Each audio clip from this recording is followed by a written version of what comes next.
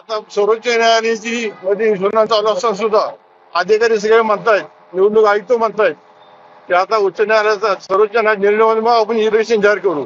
परंतु मी जबाबदारी सांगतोय, सर्व आयुक्तांनी मला सांगितलेले की आमच्या दबाव आहे, इलेक्शन ताबडतोब जाहीर करा. याच्या मागे यांचं एकच म्हणणं आहे, एकदा निकाल निवडणूक जाहीर केली किंवा कोर्टात त्या केसचं फारसं अर्थ राहत नाही. आता हे पिटिशन गेले 5 दिवशी चालू आहे. 23 साली कारखान्याचे चेअरमन, त्याच्यावर तुम्ही बघा, मी तुम्हाला जेव्हा कॉपी देतो. कारखान्याचे चेअरमन आलजीदारांना पत्र देतात की तुम्ही आता कारण निवडणूक लागणार आहे तेव्हा त्याच्या आरजी मॅडम आहेत त्यांना बोलून घ्या, कारण जे सभासद क्रियाशील नाहीत, अक्रियाशील आहेत, त्यांना काय बाजूला काढायचा विरोधकांचा प्रयत्न चाललाय. हे झालं पत्र 1. त्यानंतर दुसरं हे पत्र क्रमांक 2 सरकारी शिक्का आहे.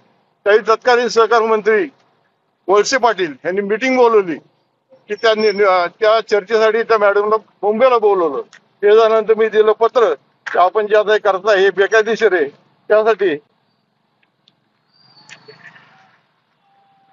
मी वकिलामार्फत दिल्यानंतर तातडीने ती मिटिंग हस्ताक्षरात कॅन्सल केली. बघा पत्र आहे, शिक्का आहे.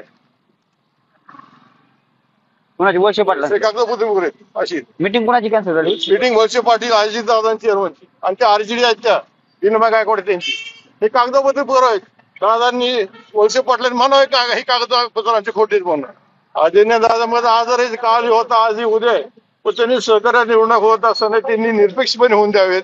आणि कुठल्याही सहकारी संस्थेची निवडणूक असताना निर्दोष मतदार यादी हा त्या निवडणुकीचा आत्मा असतो. मी स्वतः सहकार्यात गेले 20-25 वर्ष काम करतोय, त्यावेळेस कामकाज सगळ्यांनी बघितलेलं. परंतु निवडणूक होत असताना केवळ ऊस न घालणारे सभासद ठेवायचे, त्यांना प्रलोभन द्यायचं, निवडणूक जिंकायच्या अशा पद्धतीने कामकाज सगळे चाललेले. यावर्षी कारखान्याचं गळीत बघितलं तर जेमतेम 4,21,000 सभासद ऊस आलाय. जेमतेम 4,21,000. या कारखान्याचं गाळं 12 लाख व्हायला पाहिजे होतं. हा कारखाना पगारात अडचणी झालेला आहे. 2003 साली जेव्हा कारखाना दुसरे चेअरमन झाले तेव्हा अतिशय सुस्थितीत कारखाना होता. त्यावेळी 37 कोटी रुपये क्रेडिट बाणीचा कारखाना होता. महाराष्ट्रामध्ये साखर धंद्यात इन्कम टॅक्सचे प्रकरण प्राप्तिकाराचं हे छत्रपती, माळेगाव आणि प्रवरे बसून चालू झालं. इतका कारखाना आर्थिक स्थिती सुरळीत होता. अशा पद्धतीने कारखाना अडचण षडयंत्र चाललेले आणि त्यासाठी आमचा प्रयत्न आहे. या सगळ्या प्रक्रियेमध्ये तुमची काय भूमिका असणार आहे? इथून पुढच्या कालावधीमध्ये? इथून पुढच्या काळामध्ये निवडणूक जाहीर झाल्यानंतर आम्ही स्वतः पॅनल करणार आहे. हे पॅनल सर्वपक्ष असेल, सगळ्यांना बरोबर पॅनल करायचे आणि कारखाना वाचवायची आमची भूमिका आहे. ही विचाराची लढाई, हे कोणाची आमची काय राजकीय हे नाहीये. सर्वपक्षीय लोक एकत्र घेऊन स्वच्छ चारित्र्याचे बरे तो छोटा सभासद असेल, आम्हाला सभासद कामगार आणि पुन्हा वैभव दिवस आणायचे. हा छत्रपती शिवाजी महाराज नावाने चालला कारखाना आहे. त्या पद्धतीने कामकाज चाललं पाहिजे. सर्वसामान्याचा कारखाना आहे, कमाल चालवायचा आहे. कुठले राजकीय करून इथं होतंय ते होऊन द्यायचं नाही. यासाठी आमची तळमळे वेळोवेळी आपल्या अशा बाईट होतीलच.